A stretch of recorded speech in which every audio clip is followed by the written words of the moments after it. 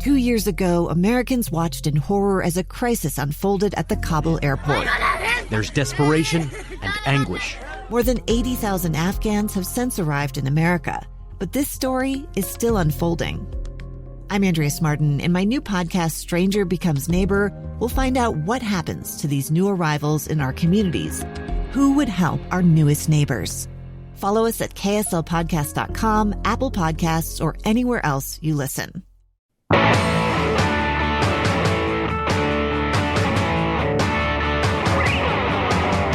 Welcome to Project Recovery, a podcast about addiction, and more importantly, a podcast about recovery. I'm Casey Scott. This is Dr. Matt Woolley, and for the second episode, we've got Brandon Novack in studio, and we've been kind of going through his story. And what I've taken away from this so far is that I think I'm a lot like you in this sense that it's all or nothing. If I'm going to do drugs, if I'm going to do alcohol, I'm going to do it all the way. If I'm going to do sobriety, I'm going to do it all the way. Do you think that's accurate? Absolutely. You know, like I was talking to you before we ended the last clip about, like, I go to the gym 5 days a week. I had to get a trainer, and, like, I'm just full on into this thing. Like, I can't just go today and maybe go next week. Because if you don't go, it's kind of like your addiction. There's something that feels wrong in the body. And they told me I'm very routine-oriented. So I do the same things that I did in treatment today. I wake up, the first thing I do is I make my bed, followed directly behind me getting on my knees. Do you know why they tell you to make your bed? Because if that's all you do, you at least did one thing right that day. That makes complete sense. That's to what me. they told me in rehab. They said, make your bed every day, because if you don't do anything else, at least you did one thing it's right. Also, it's like it's a simple thing, but it's not, because it's discipline. And that's one of the main things that is required to make huge changes in life is, can a person be consistent in their discipline? And so if every morning, Brandon, you're getting up, making your bed and praying, I mean, that you're starting your day off with consistency and discipline, and that's going to carry through the day. I've did it since day one, and now I'm a big believer of, like, why fix it if it's not broke? I used to fix a lot of things that were not broke.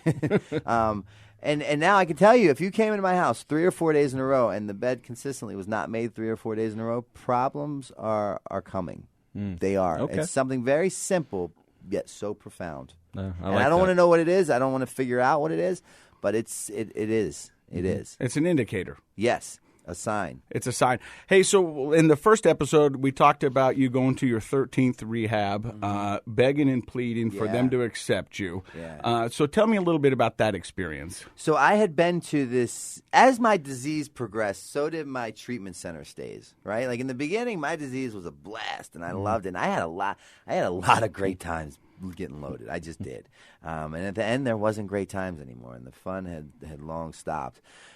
But my treatment center stays, in the beginning, it was like the aromatherapy classes, the acupuncture, the art therapy, the music, you know. And at the end, it was a public ran facility, a state-funded facility that cost me $2 to get into. Oh. Wow. I had nothing. I had no insurance. I had nothing. And in that facility, I had been to that facility my 4 previous attempts out of my 13 overall. And I would sit in the same chair with the same intake coordinator, and she'd say, okay, Mr. Novak, your insurance covers 90 days.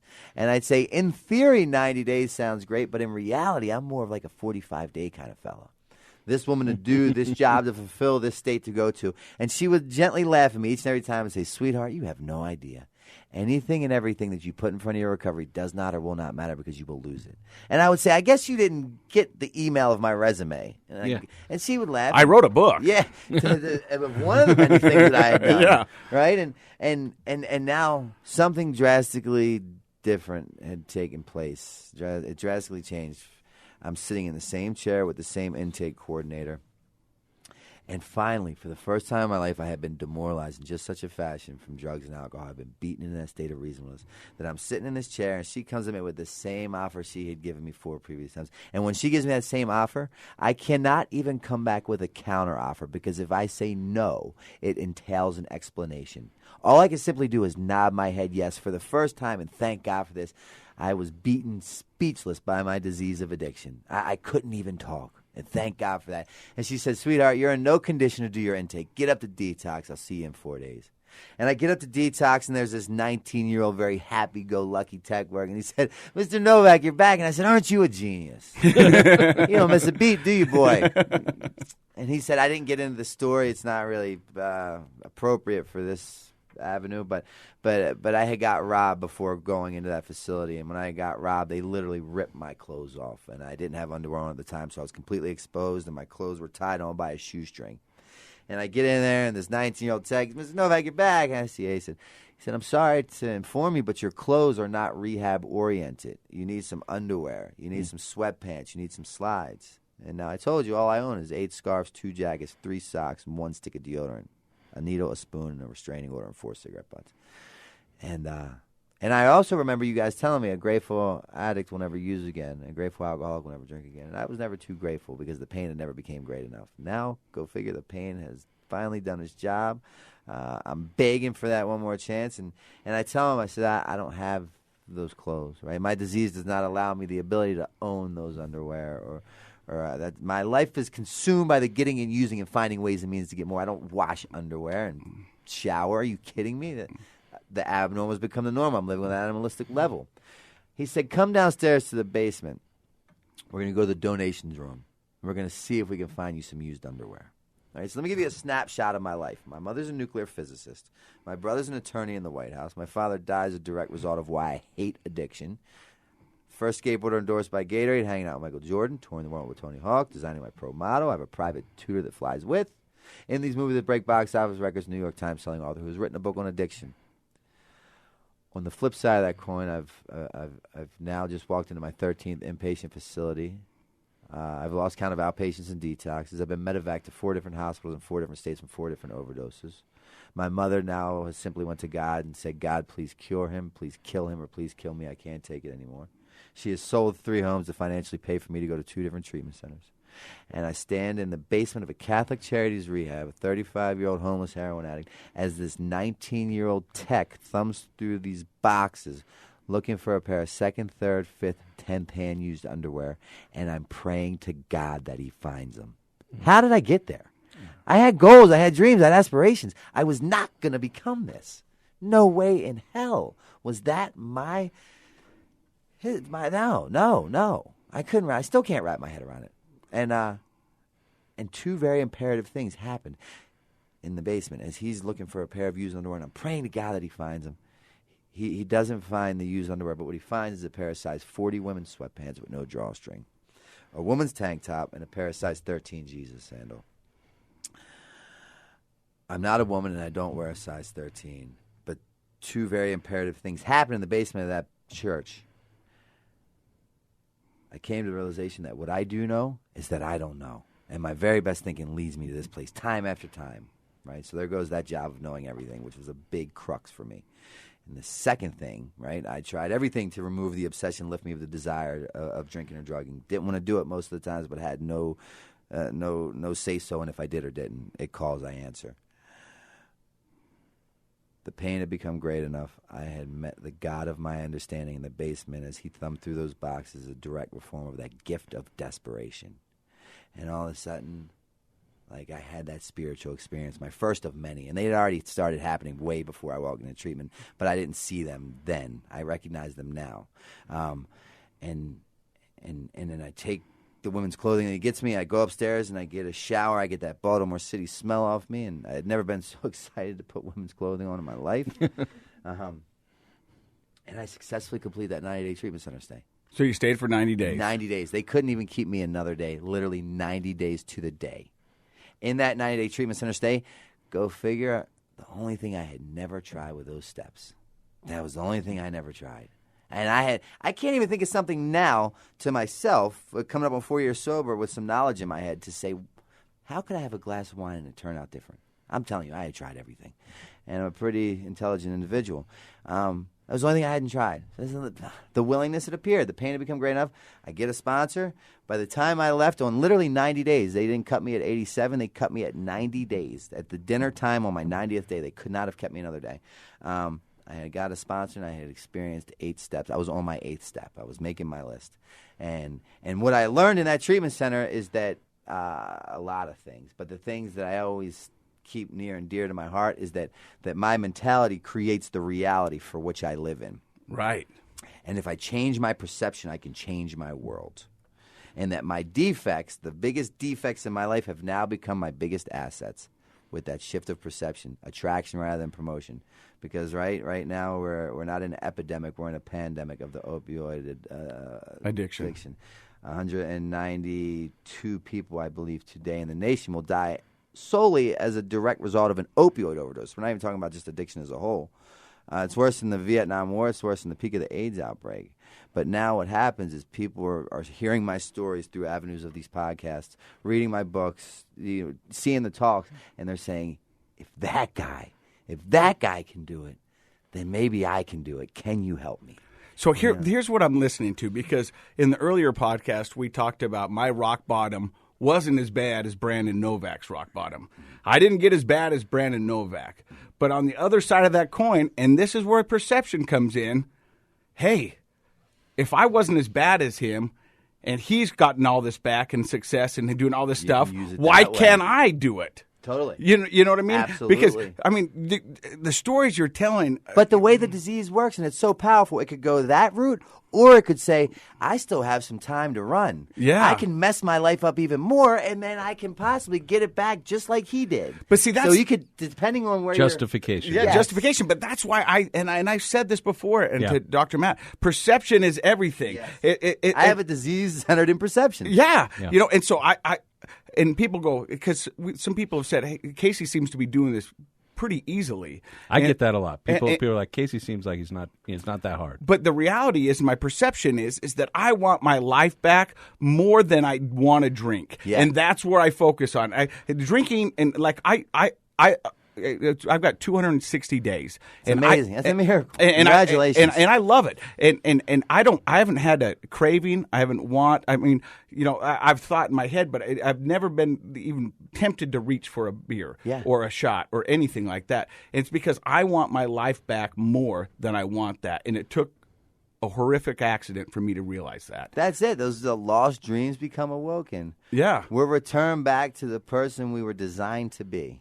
So when you walk out on your 90th day, you've got a sponsor, you're on step 8. Mm-hmm. Where does Brandon go from there? Because you've been to the top of the mountain. Yeah. You know where I go from there? It's rather ironic now that you've phrased it in that way. I went from there directly to a sober living house, where I was paying $165 a week, $660 a month with bunk beds in each room. I got a job. I didn't get a job because my pride would not allow me to get a job. But my manager and my assistant, they had secured me a job before I left. Because I would always say I would do lip service. Yeah, I'll get the job. And I just don't get the job. My pattern had dictated that's my MO. So what they did was they got me a job, and I accredit this to being the foundation of my sobriety. A lot of things, but this was very imperative. At a breakfast lunch diner, very similar to the one we ate at today, called Mary Ann's in Levittown, Pennsylvania. Levittown's a very blue-collar town. There's not much going on there except like recovery. And I'm washing dishes for $6 an hour next to a 14-year-old kid at 35 years old. Wow. That's where Brandon went from there. Instead of looking over and seeing Michael Jordan, it's a 14-year-old kid and you're making $6 an hour. Yeah. How did you under the table? Of course, you don't want to pay taxes on that, man. I mean, bro, how can you make a living? But tell me, how did that make you feel? Like you said, your pride stopped you from getting a job before, and we've talked to other people who have been up at the top of the mountain, and then their first job out of recovery is pretty low compared to where they'd been. How did you overcome that pride and go there and wash those dishes? I just stopped thinking because, again, I knew that I don't know, and I can't say that for stuck certain. with you. Yeah, big time. Because I think for a lot of people, they have that realization for a little bit. They start to feel better, and then they're like, oh, no, I do know everything. Hence me keeping my past married to my present. Right. The moment I forget where I come from, I will return. Yeah. Right? Because I have a brain that allows me to have selective memory when it plays in favor of my alcoholism. Oh, yeah. yeah. I can tell you about 6 years back when I had 2 glasses of wine in Ram's Head Pub in Westchester, Pennsylvania on Halloween night, first snowfall of the year. I can tell you about it just like I touched this cup of tea. Why? Because it was the first time out of maybe 4 times in my 24 year of drinking drinking period where I successfully had 2 glasses of wine and I was home in bed by 9 p.m. with my fiance, like I promised, which means that I can control my drinking. And you told that story for the next 10 years. Yeah. Well, what do you mean? Look at that. What about that time I could do it? Yeah. And you told it to yourself, and you told it to your family, and you I told it to believed your friends. Yes. I would pass a polygraph. I mean, I hear it from people all the time. They go, Straight up. I quit drinking for a month. And I go, why? And they go, just so I prove I don't have a problem. Yeah. And they remember that month. And I go, how long ago was that? Well, that was 9-10 years ago. Yeah, because my problem was never stopping. Stopping was rather simple. It's staying stopped that's the problem. Yeah. And so, but then my brain will, oddly enough, allow me to block out being medevac to 4 different hospitals in 4 different states from 4 different overdoses. My mother buying me a plot on Mother's Day. Ruining family So parties. that's real. You said that's your true, mom yeah. actually bought you a plot on Mother's Day. Yeah. Incredible. So my brain doesn't allow me to recall that because that does not tell me that I'm a successful drinker, right? And my disease wants no part of that, right? Because I have a disease that lies to me. And check this out. If you're diagnosed as an addict or an alcoholic, there's no need to debate this. Don't even try. If you're diagnosed as an addict or an alcoholic, what that means is your disease left untreated equals death. It's a fatal disease left untreated. Not up for debate. Factual evidence, look it up in any book. As far as I'm aware of, it's the only fatal disease from which I possess that tells me I don't have a disease on a daily basis. Lies to me in my own voice, and it makes me believe the unbelievable. Follow me. Diagnose me with HIV, I'm rushing to the hospital to get medication. I don't want to die. Fatal disease. Diagnose me with cancer, I'm rushing to the hospital to get chemo. I don't want to die. Fatal disease. Diagnose me as an addict or an alcoholic. I need a glass of wine or a bag of heroin to figure out what the hell's wrong with you for diagnosing me with said disease. Just as fatal as the first 2 diseases. It's delusional. Yeah. For my own brain, because that's the Wow. problem. Yeah. The drink's the solution. The problem is between my 2 ears. Right. Well, that goes back to what you're saying about perception determines reality, right? Yep. And we say that all the time in cognitive psychology. We kind of follow this pattern of thoughts lead to feelings, lead to behaviors. How you think about things influences your emotions, and your emotions influence what you actually end up doing. And if you start that off with a delusional thought or a lie, then you can see where that leads to feelings that don't support reality and behaviors that are unproductive. And justifications all along the way. All along the way. And it becomes a cycle, it becomes a circular cycle. But if you can break that and you change that perception, that thought becomes accurate. I don't know anything. I don't know enough. Only way I was able to break that was through my spiritual experience. Now, it's not a black and white, one size fits all, different people, different things. That was what worked for me. Hey, you keep saying spiritual. Tell. I mean, can you be brief? But tell us, what do you mean by that? Like, was it just that insight? Like, when we were talking earlier, you had mentioned kind of this feeling that there is a higher power guiding you. Tell us a little bit about that. It's just no words would ever suffice what I'm trying to explain or make you kind of grasp what I feel. Because it's so personal. It's so personal, yet it's so powerful. It's so big. It's so insanely big that I believe that words do no justification. But you're an author. Yeah, I know. You got words. You got words, baby. You got 12 chapters of words. Yeah, but this, I'm telling you, man, it's just it's something that I tapped into that does for me what nothing or no one else could have ever done. You're listening to Brandon Novack here on Project Recovery, and we're listening to him about his life as a pro skater and his life in recovery. Coming up, we're going to find out about him standing on the stage with Jack Osborne and what his life's up to now. You're listening to Project Recovery, a KSL podcast.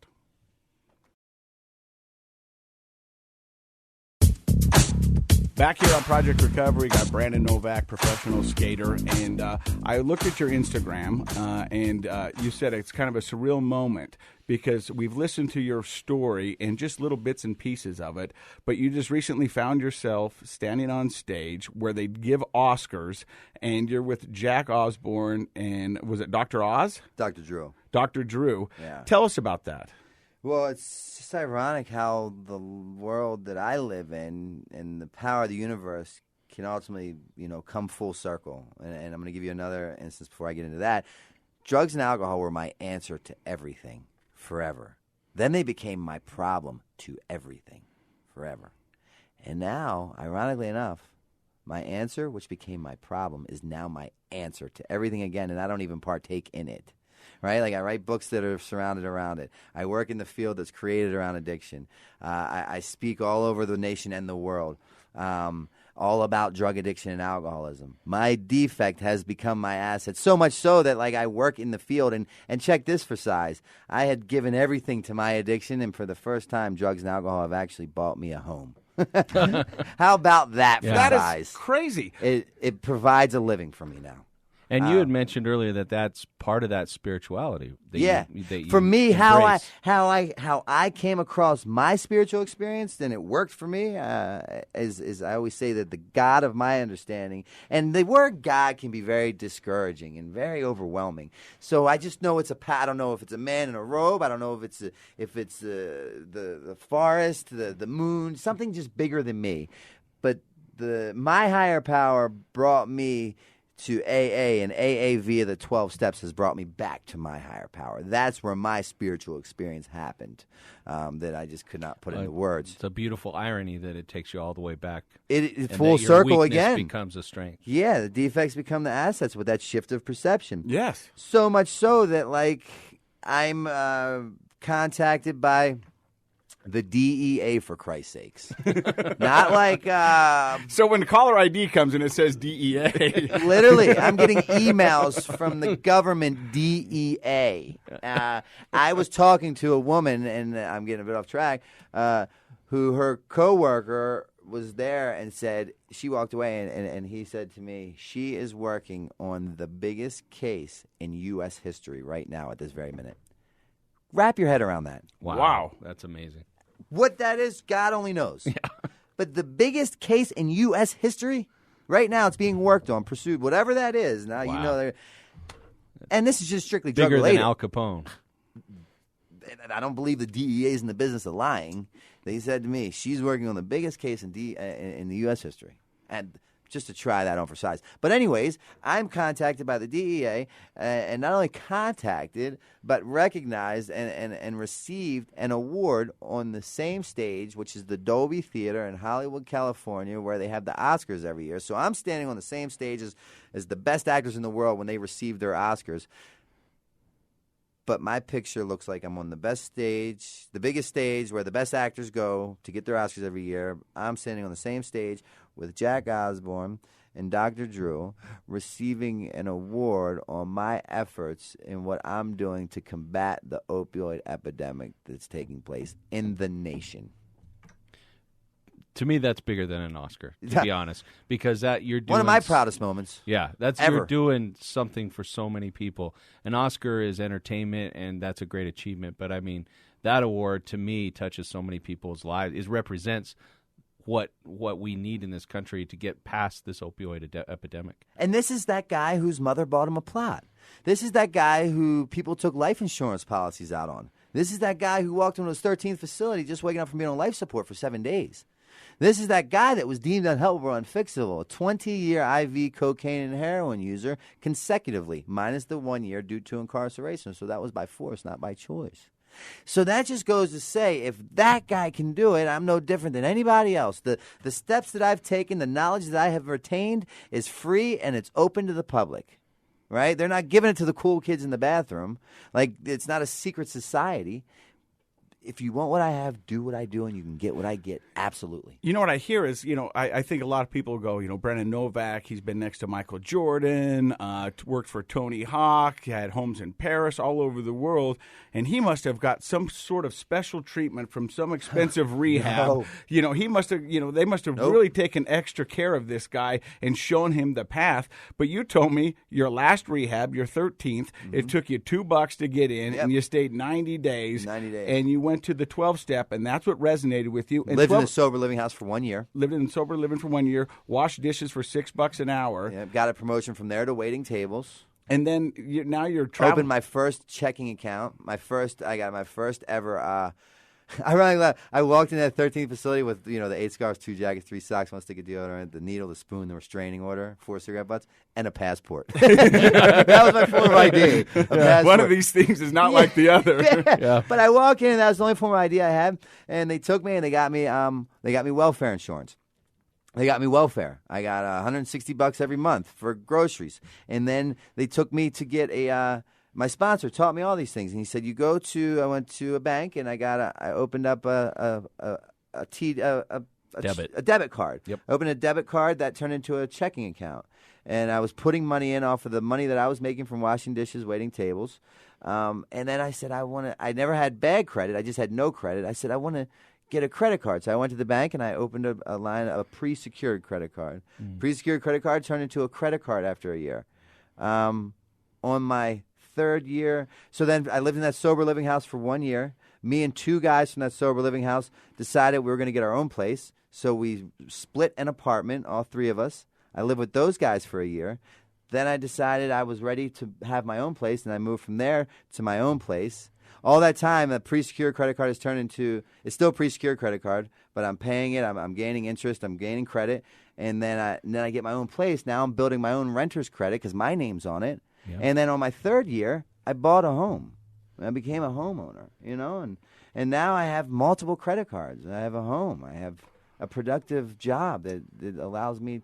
So let me ask you this. How did you get back into what you're currently doing now, which is touring the nation and the countries, talking about recovery? Completely unbeknownst to me. I am not clever enough to paint this picture for what you guys see me in. Left to my own devices, I'll put this whole room into a needle and shoot it up. I've seen me do it. I'm living in that recovery house, $165 a week, $660 a month. I'm washing dishes for $6 an hour. And one day, my phone goes off on a private messenger. And they said, hey, this is a fellow by the name of David Golaski. I work at Banyan Treatment Center in Florida. And I said, all right, that's cool. Now, I had never did a treatment center like that. My treatment centers were always, you go to detox, and in detox, then you live in the same building for 28 days. 28 days and you go home. Florida model treatment's a little different. Step downs and whatnot. And he said, I work for a facility in Florida. Would you be interested in coming here and speaking to our clients? And I said, absolutely. He said, when would you want to do it? And I said, well, the reality is during this conversation, 3 people's lives have been taken by the disease of addiction. So if it were up to me, I'd come yesterday. He said, all right, let me see what we can do. We put a whole, then he calls me a couple days later, and he said, all right, here's your date. We're going to fly you in. So they fly me in, and they show me everything, right? They give me a tour of all the facilities, and I'm like, this is rather extreme. Are they about to ask me for a donation? Like, I'm here to just tell my story. I'm a dishwasher. Yeah, exactly. I'm still living in that recovery house. And then the next day, they do some other things. And at the end of it, I said to David, now I'm good friends with a guy named Chris Herring. Chris Herring travels the world, played for the Boston Celtics, the Denver Nuggets, kind of does what I do. He does what I do, kind of on a bigger scale. And I said, I want to do what Chris does. And to put that in a form that you might be able to relate to, it's like in the Jackass world, I'm the talent. They fly me in, I film my scene, and I leave. But there's a whole team of people to make that happen. You get the permits, you get the location, the flights, the hotels. So I wanted to do the same thing in the recovery world, but I didn't know how to get a treatment center or non-for-profits, find locations, I had no idea. You need an agent. Yeah, basically. So then when I saw Banyan, they had toured me everything, and I didn't understand why, but I fell in love with the program. At the end, I said to David, hey, I'd really like to do this, and explain that to him. He said, I don't know, talk to the owner. We're going to go to dinner with him. And this is the day before I flew. I was flying out the next morning. We go to dinner, and I say it to the owner, and he said, we didn't fly you here for anything. So they already had this plan in place, unbeknownst to me. I didn't have any idea this world existed. They say if you love what you do, you never work a day in your life. I scored that 1 billion times over, and I didn't even try. I literally tripped into this. Yeah. And so they had that in mind. Yes. And they were thinking, we want to get him down here, talk to him about doing that very thing. Yeah, because I went and spoke at like a candlelit vigil somewhere. Yeah. For something, and someone filmed it, and it started making its rounds on Facebook. Yeah, yeah. And then they saw that. Well, you have a poetic way of putting your story into words. I think when you say you don't have words, I think that's not true at all. I think that the best authors, the best speakers are people that have a talent for speaking from their heart and telling a story in a way that's relatable to other people. And I'm sure that that's what they connected with and what you love to do. And I think it's the honesty that comes across, and there's a pureness about you that I can sense, because I was doing some research and I was looking at your Instagram page. And on one of your Instagram posts, it goes, if anybody out there needs help, call me now. And I got to assume it was your phone number that you put down on there. Yeah. And that's amazing, to go, hey, look, just call me, and I'm here. Because, if someone didn't answer that phone when I called for the 13th time, I can promise you I would not be here. So how dare I, be granted this gift that I credit to my higher power, and then say, all right, thanks, but I got it from here. I'm cool. Because giving back is so much of the recovery world. Yeah. Is sharing your experience and helping others out. That's it. A helps B helps A the most. You know, people say, why are you doing this? And I go, I sometimes I feel bad. I want to go, you guys don't know how much allowing me to do this podcast helps me. Yeah. You know, the fact that it's helping you is great, but it's really helping me to get out there and talk about the story and keep it, perspective and keep everybody on the same page. 100%. And I love it. And so let me ask you this. If people wanted to find out more about Brandon and read your books and that, can they find it somewhere? Yeah, it's all about, but the best way to see it is just go to my website, brandonnovack.com, all one word, brandonnovack.com. And that encapsulates everything that I have going on. It takes you down the rabbit hole of all my stuff. And there's a Banyan Treatment Center here in Utah. Yeah, no. Jody, do you want to chime in on what you do here in Utah? I'm with Jody here. And Jody's kind of the one that got this going, and she's going to be with us at the event on Saturday. So why bring Brandon here? So I got to go meet Brandon. I work for Banyan Treatment Center, and we are not located in Utah. We are actually in Florida, Philadelphia, Chicago, and Massachusetts. So I'm a West Coast rep.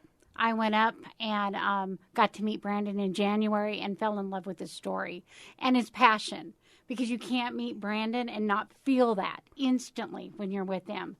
And I said, I really want to get you back to Utah. More of a fellowshipping thing was how this started.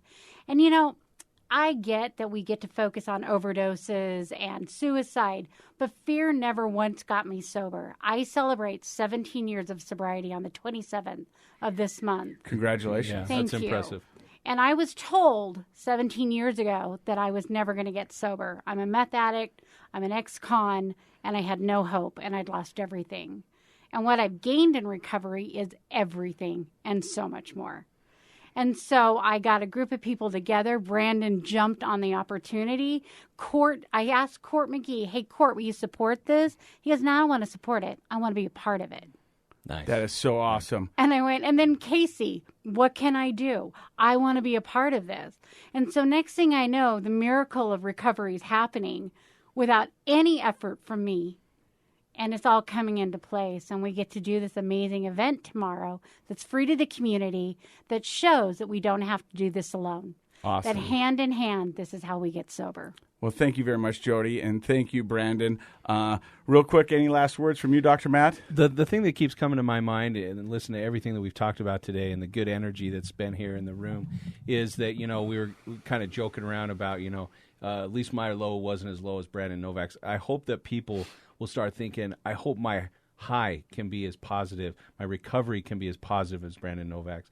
I think that's kind of the whole story here, is we want to focus on that, like Brandon was saying, recovery, it can be for everybody. You don't have to have anything other than that shift that's changing your perception. And I think that's the powerful message that I'm walking away with today.